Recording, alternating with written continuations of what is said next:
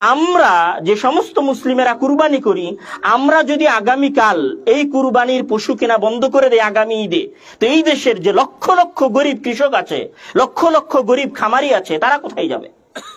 শুধু তুমি ওই একটা পশুর কুরবানিকে দেখতে পাও, ওই একটা পশুর জন্য তোমার মায়া হয়। এই বাংলাদেশের লক্ষ লক্ষ দরিদ্র কৃষক, দরিদ্র খামারির জন্য তোমার মায়া হয় না। একটা পশুর জন্য দয়া দেখালে তুমি মানবিক, আর একটা মানুষের জন্য দয়া না দেখানোর কারণে তুমি অমানবিক নও।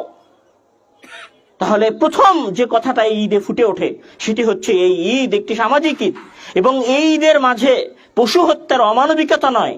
আমরা সবাই পশুকে ভালোবাসি, আমরা সবাই ছাগলকে ভালোবাসি, গরুকে ভালোবাসি, তাদের প্রতি আমার একটা মায়া আছে, আমাদের সকলের একটা মহব্বত আছে।